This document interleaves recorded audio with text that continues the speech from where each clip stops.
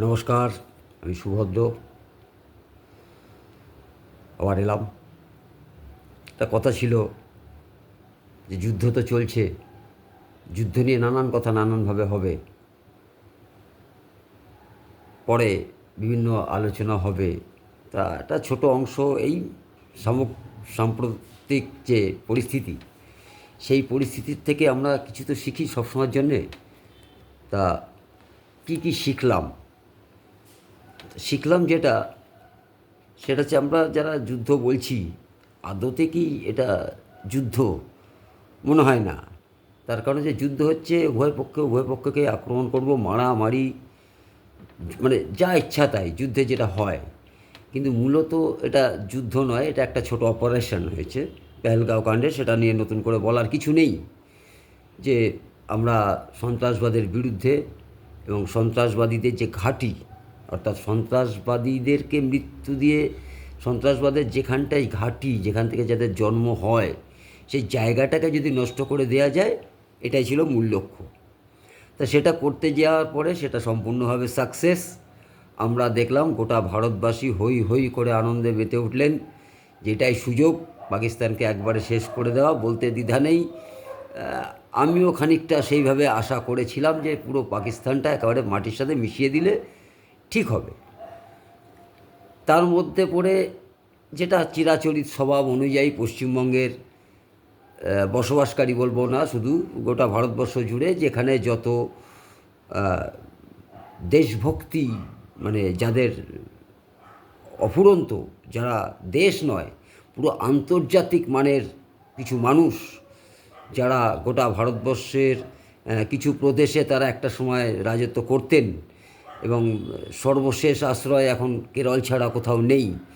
মানে আন্তর্জাতিক বিষয় তো আসলে আমাদের ভারতবর্ষের মানুষ না ঠিক আন্তর্জাতিক বিষয়টি অত বোঝে না। তা সেখানে তারা এসেছিলেন, যেভাবেই হোক এসে অনেক বুঝিয়ে সুঝিয়ে ছিলেন, তারা চলে গেছেন।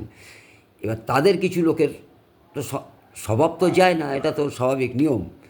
তা তারা দেখলাম এক এক করে শুরু করে দিলেন যথারীতি আমাদের পশ্চিমবঙ্গের স্বনামধন্য গোবিকাশ, অনেকে বলেন গোবিকাশ, তা আমি সেভাবে বলবো না, আমি বলে বিকাশ ভট্টাচার্য। তিনি একটা জায়গায় বলছেন, মানে এরা অনেক অভিজ্ঞ, এরা অনেক বিজ্ঞ, এরা বিভিন্নভাবে চিন্তাভাবনা করেন, অদূর ভবিষ্যতের কথা চিন্তা করতে পারেন, খালি নিজেদের ভবিষ্যৎটা বাদ দিয়ে। সেখানে তিনি বলছেন এই যুদ্ধ টুদ্ধ কিচ্ছু নয়, এটা একটা লোক দেখানো, সামনে বিহারের নির্বাচন, এই যুদ্ধ নভেম্বর আসলে, বিহারে নির্বাচন নভেম্বর আসলে দেখবেন এই যুদ্ধ একেবারে লোপাট হয়ে গেছে। এটা লোপাট হয়ে গেছে। আবার বিজেপি আরএসএস তাদের দেশভক্তির তাড়না দিয়ে মানুষের কাছে ভোট চাইবে, হিন্দু মুসলমান নানান কথা, সঙ্গে আরও কচি নেতা তারাও ছিলেন, তারাও বিভিন্ন জায়গায় বিভিন্নভাবে বলেছেন। যেটা আশঙ্কা করেছিলাম, যুদ্ধ নয় শান্তি চাই, এটা তাদের বার্তা গোটা বিশ্ব জুড়েই। আবার একটা মিছিলেও দেখতে পেলাম, দেখুন আমার টেকনোলজি না একটু অতটা নেই, আমি সাধারণ মানুষ, যেটুকু যা বলার এই জাস্ট মোবাইলে আমার ভরসা, যার জন্য অত ক্লিপস দিয়ে দেখিয়ে টেকিয়ে আমার পক্ষে করা সম্ভব হয় না, অত ইনভেস্ট করবার মতন মানসিকতাও আমার নেই। সোজা সাপটা কথা সব জায়গাতে বলি। সেই মিছিল থেকে আবার একজন কমরেড, মানে তিনি বলছেন এটা একটা চক্রান্ত করে যুদ্ধটা শুরু করা হয়েছে, এই যুদ্ধ করার দরকার ছিল না, আন্তর্জাতিক মঞ্চে এটাকে জানানোর দরকার ছিল, এটা করা উচিত ছিল, ওটা করা উচিত ছিল, নানান উচিত ছিল। বাংলার কত মানুষ, ভারতবর্ষের কত মানুষ না খেতে পেয়ে মারা যাচ্ছে, এটা এদের বরাবরের কথা। কিছু হলেই পরেই গরিব মানুষ মারা যাচ্ছে, গরিবের ঠিকাদার এই বামেরা, আর এই গরিবের ঠিকাদারি নিয়েই আজকে তাদের সম্পত্তি একেবারে যে কম তা না, তাদের কারুর বাড়িতে গরিবের আস্থানা নেই, এটা গ্যারান্টি। কিন্তু গরিবের ঠিকাটা নিয়ে রাখতে হবে, তার কারণ হচ্ছে গরিব হচ্ছে একটা পেটেন্ট, এইটা ভাঙিয়েই আমাদেরকে খেতে হবে। 34 বছর ধরে ক্ষমতায় ছিল, তারা ভুলে গেছেন, তারা গরিবী উদ্ধার করতে পারেননি, গরিবীকে ওপরে নিয়ে আসতে পারেননি, এখনও তাই গরিবই বলছেন, এখনও তারা গরিব খুঁজছেন। একটা সরকার 34 বছর ক্ষমতায় থাকবার পরেও যখন সে রাজ্য থেকে গরিবী হাঁটানো গেল না, এই মনে পড়ে গেল, দেখেছেন গরিব একটা বলতে গেলে আর একটা মনে পড়ে যায়, এই গরিবই হাঁটাও। ইন্দিরা গান্ধী একসময় বলেছিলেন, হঠাৎ করে ইন্দিরা গান্ধীর প্রসঙ্গটা আসছি, ইন্দিরা গান্ধী একসময় বলেছিলেন গরিবি হাটাও, এই বামপন্থীরা রে রে করে উঠে গেল, আবার সেই গরিবি দেখো তোমাদেরকে সবাইকে হাঁটিয়ে দেবে। নচ্ছার মানুষ তো, কুলাঙ্গার এক একটা, কোনো দিন ভারতবর্ষের ভালো চাইনি, এরা ভালো চাইতে পারে না, এদের দর্শন সেটা নয়। এরাও একটা প্রকারের ওই বলতে পারেন জঙ্গি, এক প্রকারের জঙ্গি।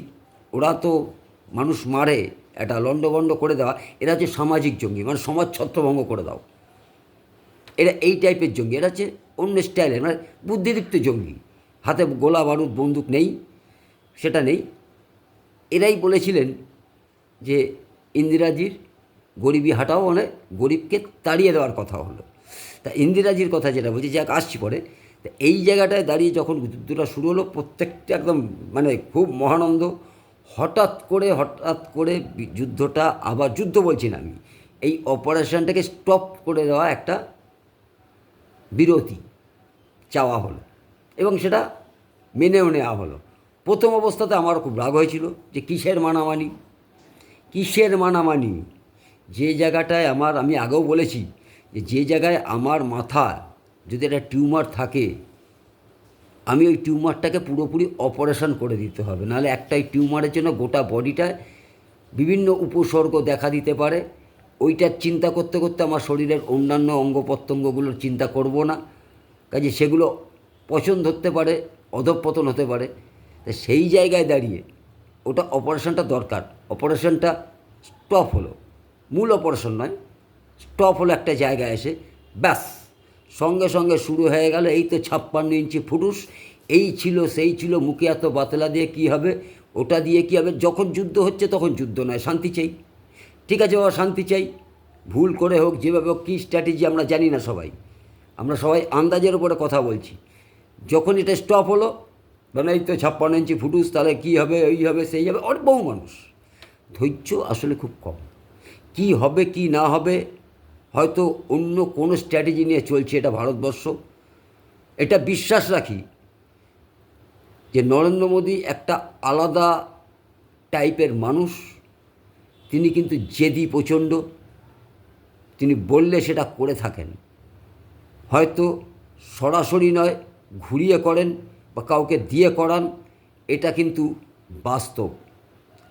হয়তো একটা দিন দেরি হচ্ছে বা একটা মাস দেরি হচ্ছে, আমাদের মনে হচ্ছে যে এই সুযোগ আর পাবো না, আমারও মনে হচ্ছে এই সুযোগটা আর পাওয়া যাবে না, কিন্তু সুযোগটাকে যে আমরা হাতছাড়া করিনি, এটা কে দায়িত্ব নিয়ে বলছে, এটা কে দায়িত্ব নিয়ে বলছে।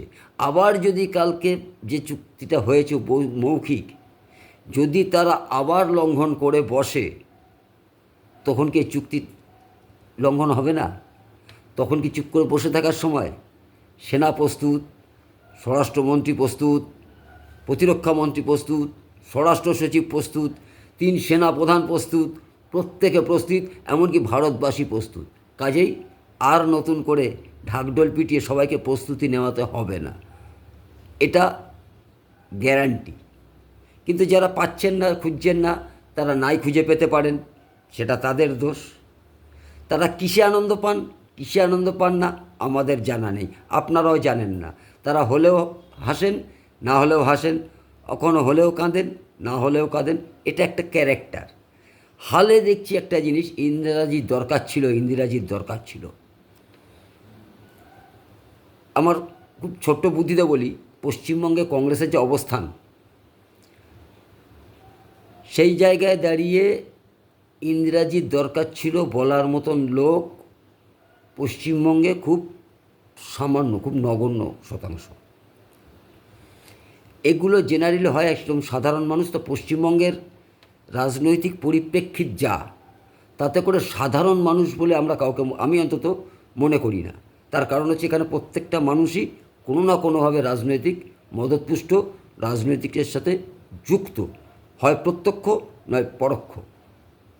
তা সেই জায়গায় দাঁড়িয়ে হঠাৎ করে বেশ এবার ঘাটলাম যে কী হলো, হঠাৎ করে ইন্দিরাজি 71-এর ইন্দিরা বারবার হবে না, সবাই ইন্দিরা হতে পারে না, নানান কথা।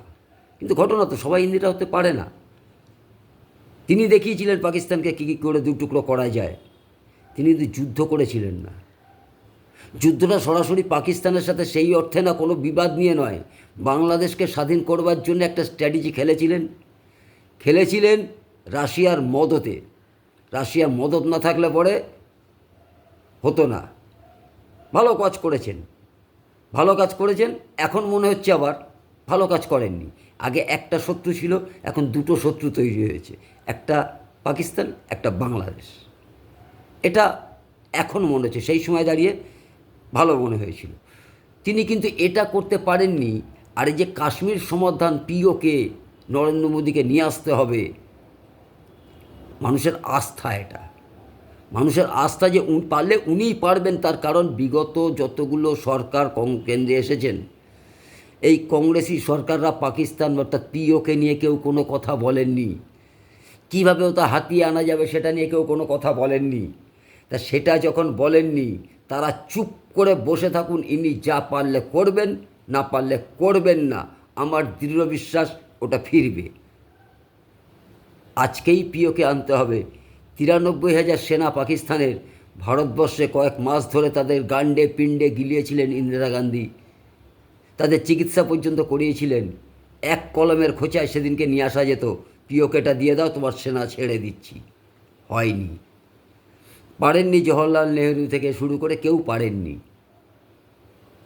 পরমাণু বোমা তৈরি হয়েছিল, ইন্দিরাজি সেটা ফাটানোর সাহস পাননি, পাছে কেউ কিছু বলুক। আমি কাউকে তুলনা করতে চাইছি না, যারা তুলনা করছেন তাদের এই দুটো কথা খালি জাস্ট বললাম। ইন্দিরাজি হওয়া সহজ নয়, তার কারণ হচ্ছে ভারতবর্ষের কোনো প্রধানমন্ত্রী পারেননি জরুরি অবস্থায় মিটিং ডেকে সংবিধানে ধর্মনিরপেক্ষতা বা সেকুলারিজম কথাটা ঢুকিয়ে দিতে, সমস্ত বিরোধী দলগুলোকে জেলখানায় বন্দি করে দিতে পারেননি কেউ। ভারতবর্ষের কোনো প্রধানমন্ত্রী পারেননি যেটা ইন্দিরা পেরেছেন। কাজে ইন্দিরা সবাই হতে পারে না, এটা স্বাভাবিক। সেই সময়গুলোতে একবারের জন্যও নেহেরু থেকে শুরু করে ইন্দিরা গান্ধী পর্যন্ত কেউ আজ পর্যন্ত পিওকে নিয়ে কথা বলেননি, পিওকে আনবার প্রচেষ্টা করেননি। এখন তো তাও আশার আলো দেখছেন, কেউ কেউ বলছেন মোদিকে দিয়ে হবে না, যোগীকে দিয়ে দরকার, অর্থাৎ এই সরকারটাকে দিয়েই দরকার, অন্য কোনো সরকার নয়। এরপরে আবার কিছু বায়নাধারী, ঠেকধারীতে অনেক থাকে, তারা তুলছেন এবার মোদি গেল, বিজেপি গেল, আর টিকবে না, এই সুযোগ হাতছাড়া করলে। বিজেপির জন্ম হয়েছিল পিওকে আনার জন্যে নয়, মোদিজি সরকারে এসেছিলেন পিওকে আনার জন্যে নয়। শুধু পিওকেটা লক্ষ্য ছিল না, আর শুধু সরকার গড়াটা লক্ষ্য ছিল না, অনেক লক্ষ্য। মূল লক্ষ্য অখণ্ড ভারতবর্ষ, সেটা একদিনে হবে না। মূল লক্ষ্য ভারত হিন্দু রাষ্ট্র, একদিনে হবে না। আমাদের মূল লক্ষ্য ছিল যেটা এক নিশান, এক বিধান, এক প্রধান, অর্থাৎ একটা দেশ, যে দেশের একটাই প্রধানমন্ত্রী হবে, একটাই সংবিধান হবে, একটাই নিশান হবে, দ্বিতীয় কোনো সংবিধান হবে না। হচ্ছে তো কাজ। আজকে 370 নেই, বাংলাদেশের এই কাশ্মীরের জন্য আলাদা ব্যবস্থা নেই। এরাই চেয়েছিলেন যে কাশ্মীর তুলে দেওয়া হয়েছিল 370, এরকমভাবে রয়েছে ইমিডিয়েট ইলেকশন করতে। ওই তো ইলেকশন হয়েছে, ইলেকশন হওয়ার পরেই কেন ঘটনাটা ঘটলো, প্রশ্ন অনেক, রাজনৈতিক বিতর্ক করলে অনেক। আমি আশা ছাড়িনি, আশা ছাড়ছি না, কিছু তো একটা হবেই। খালি কথা কটা বললাম, ছোট ছোট কিছু কথা কানে এসেছিল, ভাবছিলাম এটা নিয়ে কিছু বলার দরকার। অনেকেই হয়তো পেয়েছেন এই সমস্ত মেসেজ, তাদের জন্য বললাম ওটা থেকে ঘাবড়াবেন না, কিছু তো হবেই। নমস্কার, আগামী দিনে হবে কথা।